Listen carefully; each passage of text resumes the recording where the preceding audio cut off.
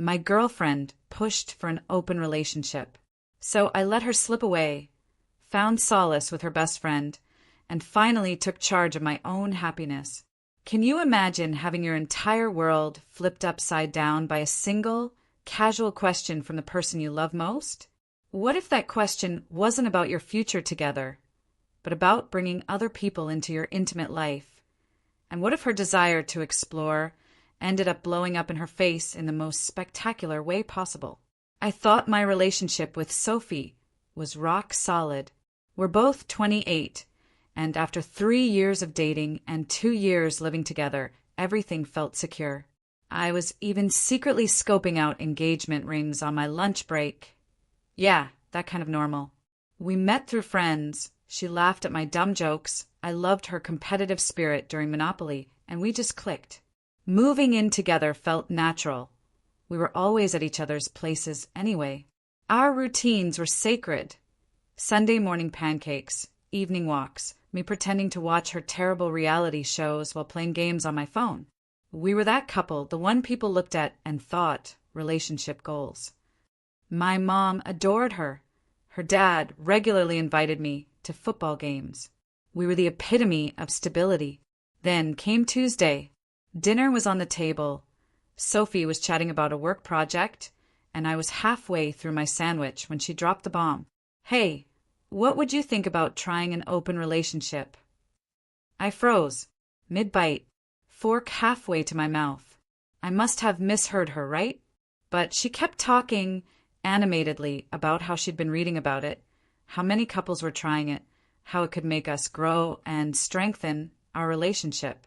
My first instinct, my gut reaction, was simple. Is there someone specific you want to date? Because that's usually how these conversations start, isn't it? Someone already has someone in mind. Sophie immediately got defensive. No, it's not about anyone else. I just think it would be good for us to explore ourselves more. We're still young, and I don't want us to wake up in 10 years wondering what we missed out on. Sitting there, my mind was reeling.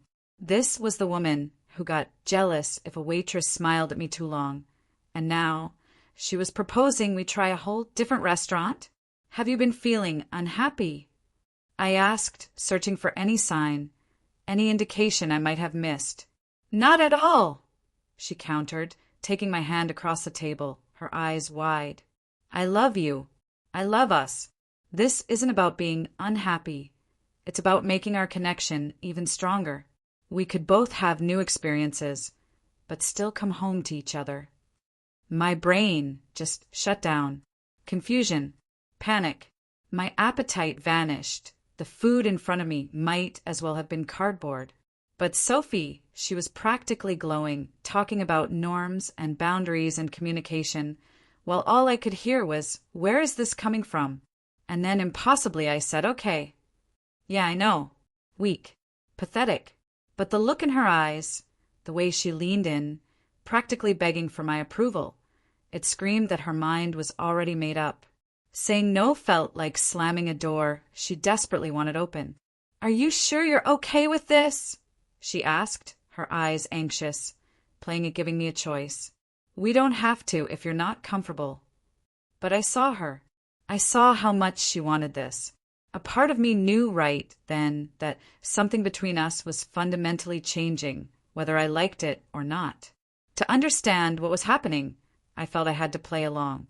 No, it's fine, I nodded a lie. If you think it'll be good for us, we can try it. I signed up for something I didn't believe in, knowing deep down I was losing her. She became ecstatic, immediately launching into how we could set up dating app profiles together, how we should notify each other of dates. All things she seemed to have already meticulously planned. My head was spinning. How long has she been planning this? The rest of the night was surreal. We watched TV, just like usual, but my mind was a whirlwind. Sophie snuggled up to me, acting like everything was perfectly normal, like she hadn't just blown up our entire relationship. I wanted to rewind, to scream, I'm not happy. But the words wouldn't come. Every time I saw her smile at her phone, my stomach churned. I'd made a huge mistake. That night, I couldn't sleep. Sophie lay beside me, serene, while I stared at the ceiling, replaying everything. Part of me wanted to shake her awake, to tell her I couldn't share her. But a deeper fear held me back. What if she'd do it anyway? Or leave me if I said no? I reviewed every recent conversation, searching for clues.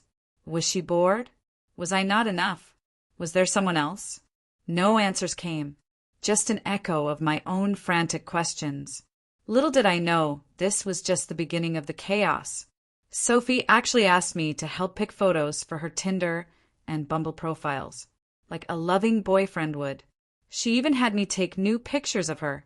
Seriously, I took photos of my own girlfriend to make her look good to other men. It was soul-crushing. I even created my own profile to show effort, but my heart wasn't in it. Writing a bio felt fake and awkward.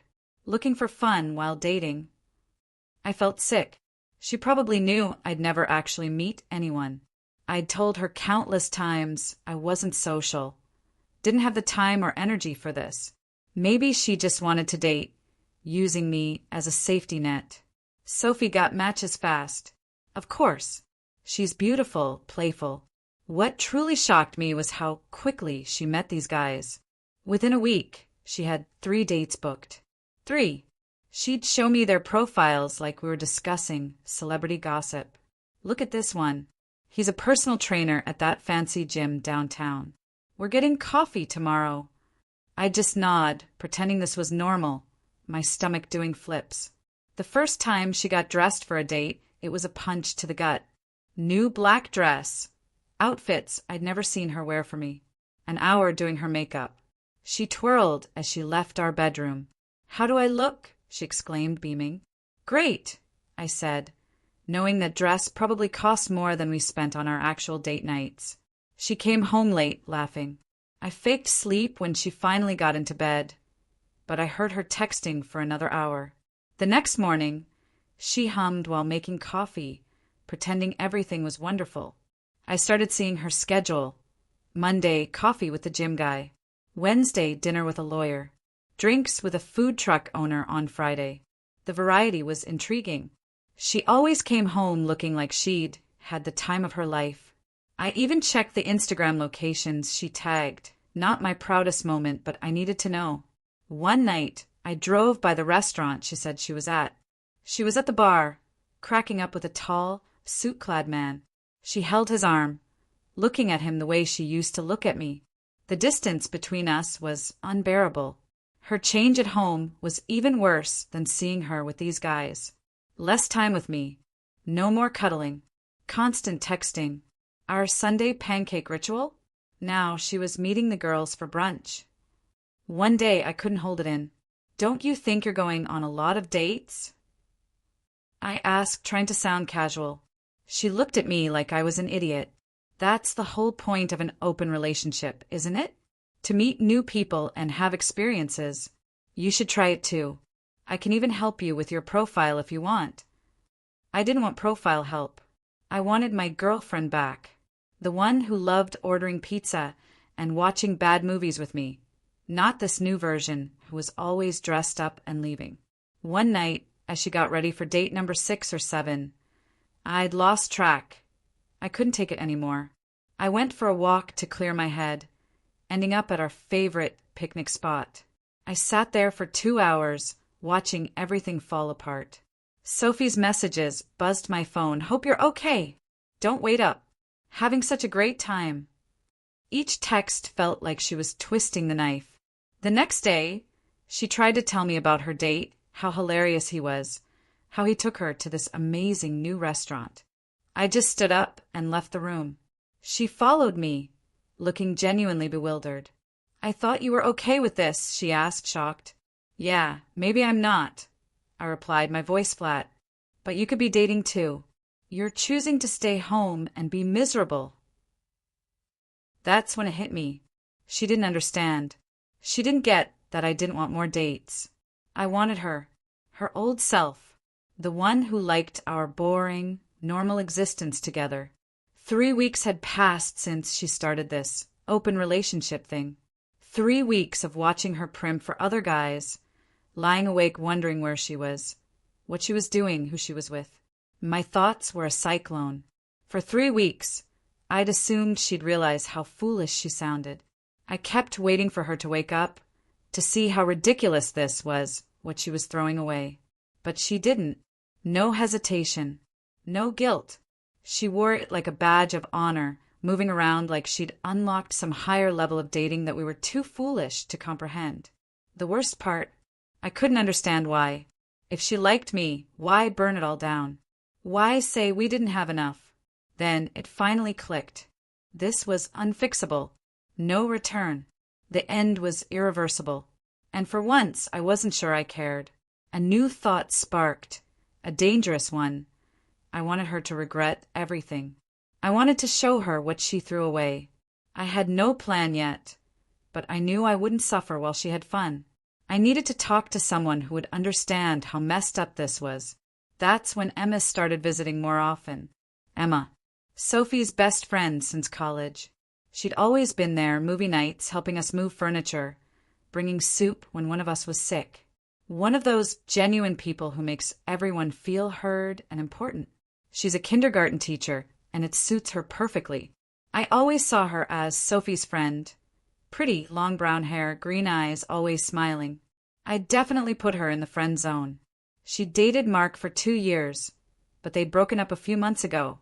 She first came over after Sophie started her open relationship charade, needing to borrow mixing bowls for a birthday cake.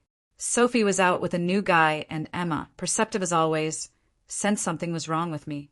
"You look terrible," she stated directly. "What's going on?" I didn't intend to tell her everything, but it just poured out. How Sophie announced this. How she was dating different men almost every night. How crazy I felt watching it all.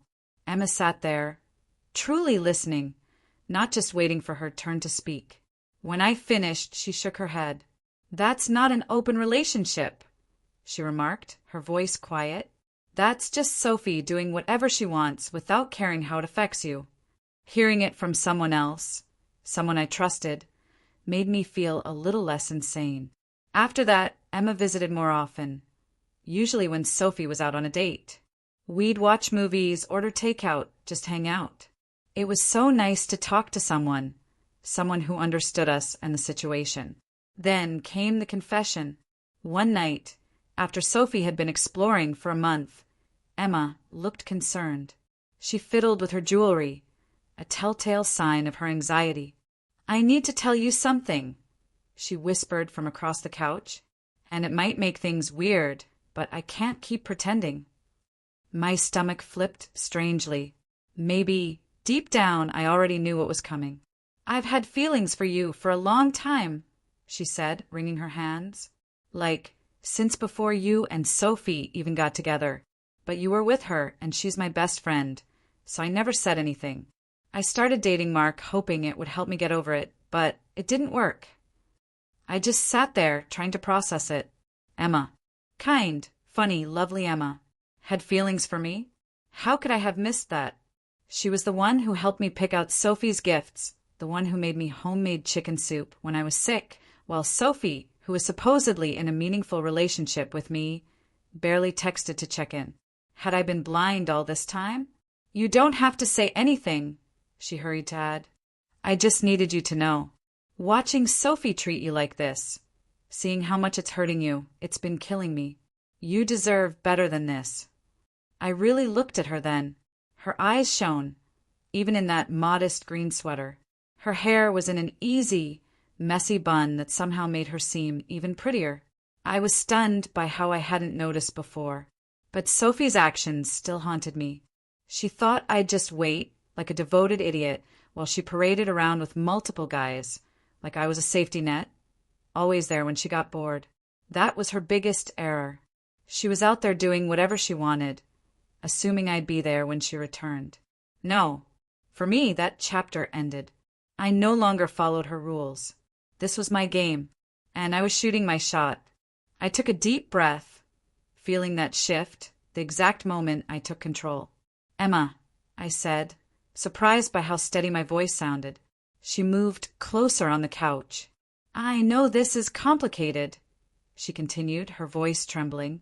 I know I'm probably making everything worse by telling you this, but seeing you so unhappy these past few weeks, I just couldn't stay quiet anymore. Then she leaned in, and she kissed me. I should have stopped her. I should have thought about Sophie, our friendship, how complicated this would be. But I kissed her back, and it wasn't just a kiss. We slept together. This was different. Emma noticed me. She liked me. She noticed my countenance shift, inquired what I was thinking, and cared. Lying there in the dark, I processed it all. It had gone far. Everything had changed. Knowing I slept with my girlfriend's best friend. It should have felt like crossing an unforgivable line. But all I could think about was how good it felt. This wasn't some meaningless rebound, some impetuous mistake. She turned, raising herself on her elbow, looking at me. "What are we going to do?" she inquired quietly but steadily. Staring at the ceiling, I sighed. I should have felt guilt, conflict, regret. I only felt relief. After weeks of choking in Sophie's wreckage, I could breathe again. "I don't know," I said. Emma paused, then asked, "I don't regret it. Do you?" That insane thing? I didn't. Not even for a second. For the first time since this open relationship tragedy began, I saw things clearly. Our demise wasn't my fault. I hadn't broken trust. Maybe I deserved someone who wanted me. Just me. "Sophie's going to lose it when she finds out," Emma remarked, almost laughing. Probably, I agreed. But isn't it funny how she thinks it's perfectly fine for her to date other people? But the idea of you doing the same would drive her crazy? It was her own point thrown back at her. And then I thought maybe Sophie should take her medicine. I didn't tell Sophie about Emma immediately. Part of me wanted to watch her reaction to hints first. Maybe that was petty, but after seeing her flaunt her dates for weeks, I thought she deserved a taste of her own medicine. After Emma left, Sophie returned, having stayed at Jessica's place, probably Jason's, but whatever.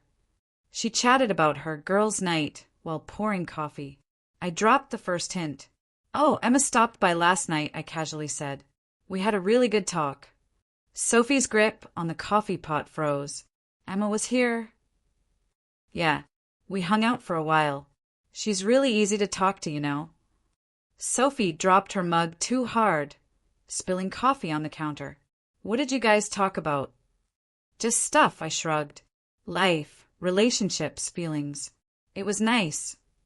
Her expression was priceless. Her next hour was spent contacting someone, likely trying to get specifics from Emma, while pretending to watch TV with me. She looked at me every few minutes, trying to figure out what happened. Over the next 3 days, I mentioned Emma more. How hilarious she was. How genuinely understanding. How we texted. Sophie would always have this tight, strained look, like she was trying not to respond, but couldn't. One morning, I smiled at my phone while emailing Emma. Sophie almost ran across the couch. "Who are you texting?" she inquired, failing spectacularly at casualness.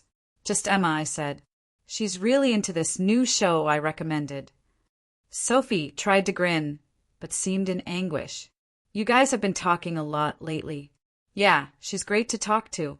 Really gets me, you know." Sophie started checking my phone when I left it sitting around. She thought she was being sneaky, but I caught her browsing my texts when I was in the bathroom or kitchen. The amusing part, I'd removed all actual Emma-related evidence, leaving just enough pleasant, friendly texts to make her suspicious and insane.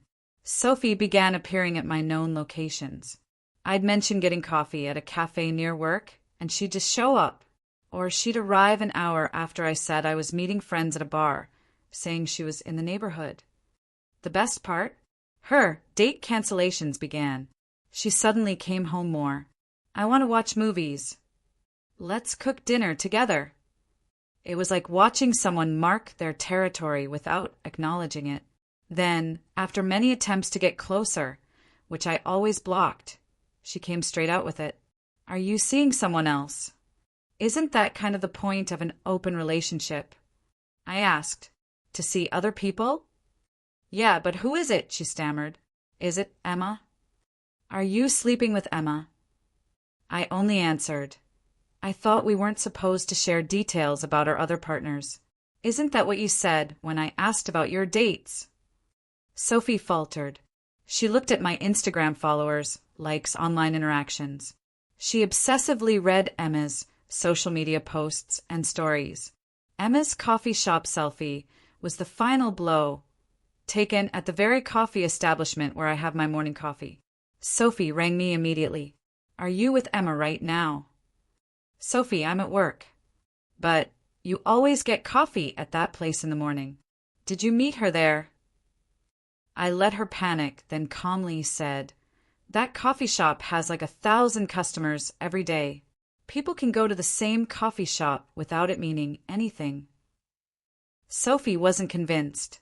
She demanded to know my every move, who I saw, what I did, after weeks of arriving home late from dates and never telling me who she was with. Emma laughed at Sophie's behavior when I told her. We met discreetly at her house, so Sophie wouldn't see us. I quickly lost any doubts about hooking up with her and felt entirely justified. She really can't handle not being in control, can she? Emma asked one night while we sat on her couch. Nope, I said. And the best part? She can't even complain about it without admitting she never actually wanted an open relationship. She just wanted permission to cheat. Sophie switched tactics. One night at home, she dropped a bomb that changed everything. A closed relationship proposal. I think we should close the relationship again, Sophie said, sitting on our couch, appearing serious and anxious. We should focus on us again. The same person who had been dating randomly for weeks was now sitting there acting like she was doing me a favor. I think we've explored enough, she murmured, taking my hand. I pulled it away. We could go back to how things were before. Just you and me. It made me laugh. Just you and me? Like the past few weeks never happened? Well, yeah, she answered, confused by my response. Isn't that what you wanted? You haven't seemed happy with the open relationship. I quit playing games then. You're right. I haven't been happy watching my girlfriend go on dates with a new guy every other night while barely acknowledging my existence. Her face did this odd thing, trying to look empathetic, but failing spectacularly. I know it was hard for you, but that's why I'm saying we should close things up again. We can work on ourselves, work on us. Work on us. I repeated, like how you've been working on getting to know half the guys in the city. That's not fair, she defended. You agreed to the open relationship. You could have been dating too. Oh, I have been, I responded, watching her face. She went pale, really pale. What? Who? Does it matter? Isn't that what you wanted? Both of us exploring and having new experiences. She leapt from the couch.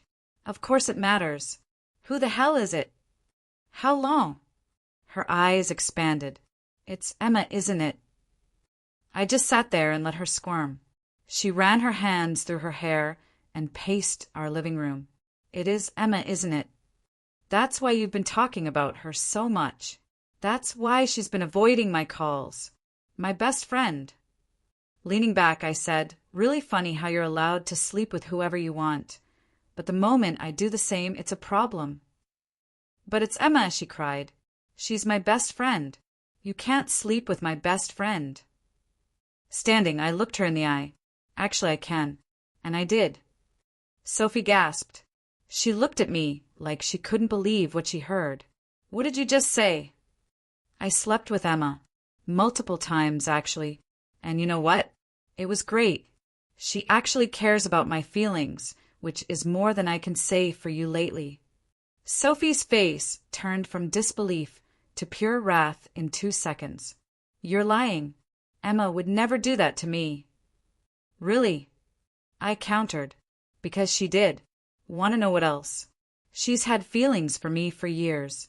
Even when she was dating Mark, she was thinking about me. You're lying to hurt me, Sophie remarked, though I saw the doubt creeping into her eyes. I'm not. I watched the realization dawn on her. Remember last Thursday when you were out with that startup guy? Sophie nodded slowly. Emma came over. We talked for hours. Then we slept together. She sees me as a person, not just some backup plan waiting at home while you live your best life. Sophie pulled out her phone, likely to call Emma. You're not believing this. Emma would never. Check your texts with her, I encouraged. Notice her recent distance? Unresponsive to your messages for that reason. She looked through her phone anxiously, possibly seeing Emma's ignored messages and short replies in a new light. This can't be happening, she said, her voice small. This isn't how this was supposed to go. Really? How should it go? You party with other guys while I stay home as the loyal boyfriend? Was it impossible that I would find someone else? Not Emma. No, Emma, I shouted. You knew it would hurt. Do you hurt? I shot back. How much have you wounded me? Did you ever consider how it felt to watch you dress up for other guys, come home late smelling like someone else's fragrance, and barely look at me? That was different, she protested. Those guys didn't mean anything. Prove it, I challenged. While you had meaningless hookups, I developed serious affections for someone. I wanted to make her feel the heat. She stared at me. Real feelings? Yeah, true sentiments. Emma and I go beyond physical. We chat. We chuckle. We really care about each other. When was the last time we talked about something other than dating or new experiences? Sophie slumped, defeated, on the couch. What are you saying? I want to be with Emma. This open relationship situation revealed my true desires. This person doesn't ignore me. Then she cried. Big, dramatic sobs. They would have worked on me a month ago, but all I could think about was how she hadn't shed a single tear over how much she'd wounded me. We can fix this, she sobbed. We can go back to how things were.